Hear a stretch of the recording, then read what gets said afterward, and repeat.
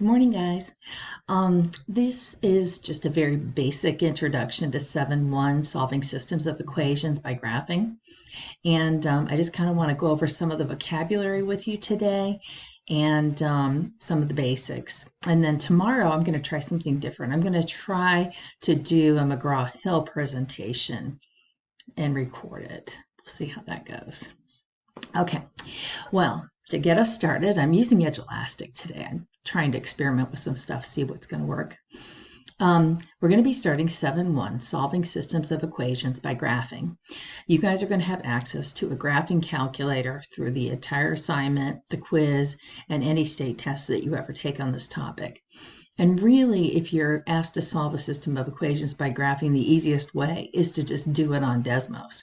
And I'll film a video showing you how to do that because I'm having a good time with this.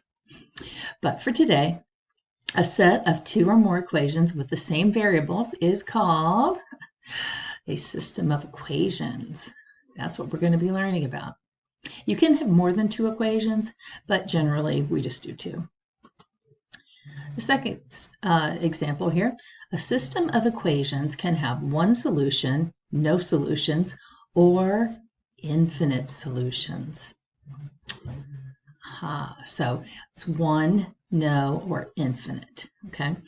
When we're graphing two lines and we're trying to find the solution, if a system of equations intersects at one point, it has one solution.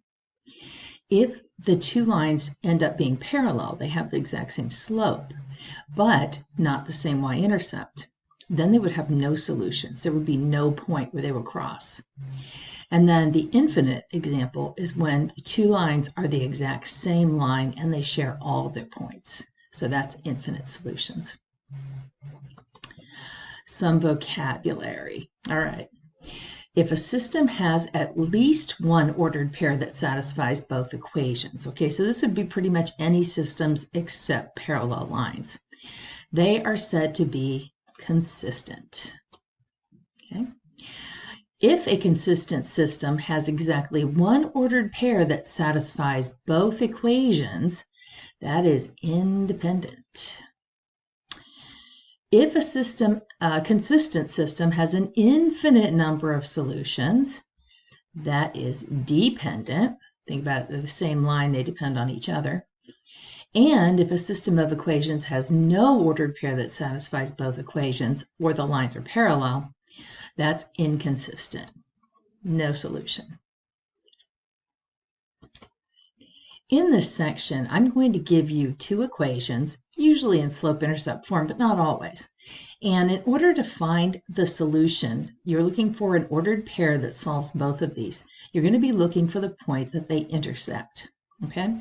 So you're going to graph these two lines. The first one has a y-intercept of +1, and it has a slope of -3. So it will intersect y at +1. And then a slope of -3 is either up 3 left 1 or down 3 right 1. And for the second equation, it has a y-intercept of -3 and a slope of +1. So we put the y-intercept here at -3. And we have a slope of +1, which is up 1 right 1. And the solution for this system of equations is this point right here. The point is 1, -2, and that's what we call the solution. All right, so this system has one solution. Okay. This system of equations, you might notice pretty early on, both of these lines have the same slope, but they have different y-intercepts.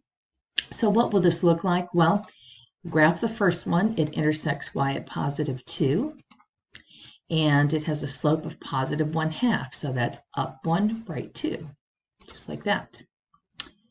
The second equation intersects y at -1 and has the same slope, up 1, right 2. So you see what we have here is parallel lines, and because these lines never intersect, there's no solution to this system, okay? There is no point that will solve both of these equations. When I say that, I'm talking about an xy point that you could plug in the x and y for this one, and it will work. And you can plug in the x and y in this one, and it'll work. That is one solution that solves both. For these two equations, there is no solution that will solve them both. Okay. Now, this next one, here's where it gets interesting. You'll notice there's no graph on this one. Determine the number of solutions for this system. Well, these are messed up. These are not in slope-intercept form. So let me pull out my handy-dandy drawing board. And I enabled Scratchpad for this one, so I can hopefully do this. There we go. Okay, what you got to do is you got to put these in slope-intercept form. One of my favorite things to do. So I want to get y on the left, so I want to get rid of this 6x. So I'm going to add 6x to both sides. I know this is really messy, and I'm trying really hard. That gives me 4y equals 6x plus 16. Okay, and then I divide everything by 4. And that gives me y is equal to, we'll reduce that to 3/2 x plus 4. Okay. Now we'll come over here to the other equation.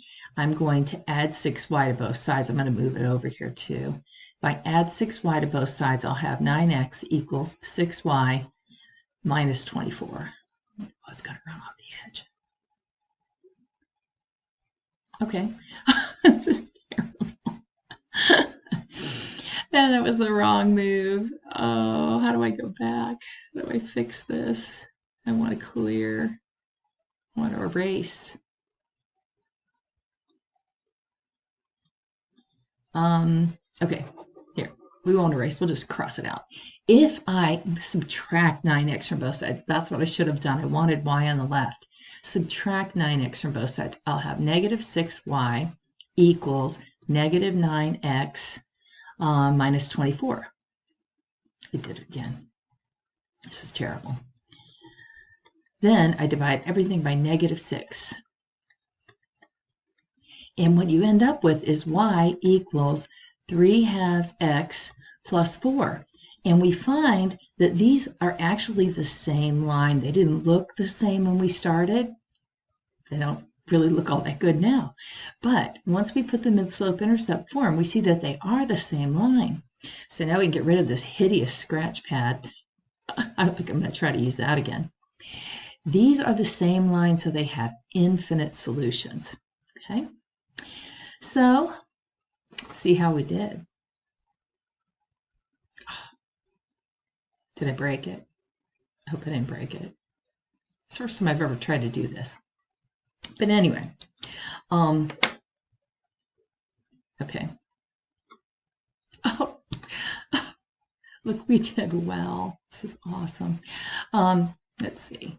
I'm not even going to try it yet.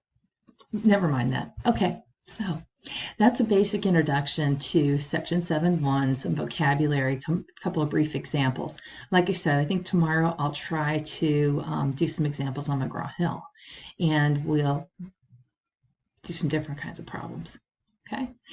All right, well, until tomorrow then, you guys have a great day, and looking forward to seeing you. Hope you all can make my Zoom meeting next Monday. We're going to do a Zoom meeting every Monday. So, yeah, I hope somebody can make those. All right. Bye.